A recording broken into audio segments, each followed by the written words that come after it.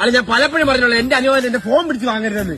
Phone താ ആശ്രയ phone താണ കയ്യിൽ കണ്ടോട്ടറാ എന്റെ കയ്യിരിക്കല്ലേ എപ്പോഴും പറയും എന്റെ കയ്യിൽ ഒരു താത്ത ഇറങ്ങി നോക്കുന്നത് എന്താണെന്ന് സംഭവം അറിയാൻ വേണ്ടി. പലപ്പോഴും പറയും എന്റെ ഫോൺ എന്റെ കയ്യിൽ നിന്ന് മേടിക്കരുത്. എന്റെ കയ്യിൽ നിന്ന് ഫോൺ എടുക്കാൻ പറ്റും. അത് ഞാൻ ഇത് നീ എന്ത് അത് വ്യത്യാസമുണ്ട്. എന്തോ വ്യത്യാസം? ഒരുപാട് വ്യത്യാസമുണ്ട്. എന്റെ കയ്യിൽ നിന്നാണ് ഫോൺ. എന്നാ ഞാൻ കാര്യം ചോദിച്ചോട്ടാ, ഇവന്റെ ഐഫോണ് ഇവൻ കൊണ്ട് മേശപ്പുറത്ത് വെച്ചപ്പോ തറയെ പൊട്ടിച്ചിട്ട് അതേ കണക്ക് അടുക്കി പറക്കി മേശപ്പുറത്തോണ്ട് വെച്ചാറില്ല.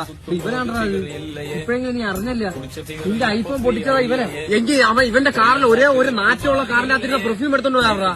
നിനക്ക് കഷത്തടിക്കാനൊന്നും പറഞ്ഞു നീ അല്ലേ അറിഞ്ഞോണ്ട് പോയത്. മണം എനിക്ക് ഭയങ്കര ഇഷ്ടമാണ്, അതുകൊണ്ടാണ് പെർഫ്യൂമിനെ എടുത്ത. അന്ന് പറഞ്ഞ പെർഫ്യൂം അടിച്ചോണ്ട് പോകും. അടിച്ചോണ്ട് പോയത് ഞാൻ എടുത്തു, ഇഷ്ടപ്പെട്ടോണ്ട് എടുത്തോളിയാ. സോറി ഞാൻ ചോദിച്ചോട്ടോ, നിന്റെ വീട്ടിലെ പട്ടി അഴിച്ചുവിട്ടാറാ പേടിപ്പിച്ച് പടക്കം പൊട്ടിച്ച്.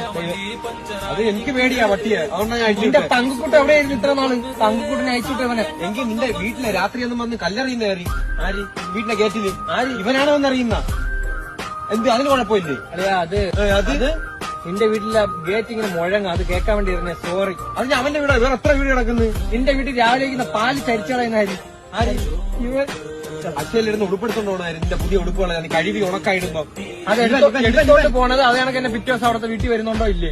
നിങ്ങളൊക്കെ പിണങ്ങിയാലും ഞാൻ ഇതൊക്കെ അറിയുന്നുണ്ടല്ലോ കുറച്ച് കാര്യങ്ങൾ. എടാ കുനിഞ്ഞു നിന്നാ എന്റെ നടു വെട്ടിക്കൊണ്ടു പോകുമല്ലോടാ നീയൊക്കെ.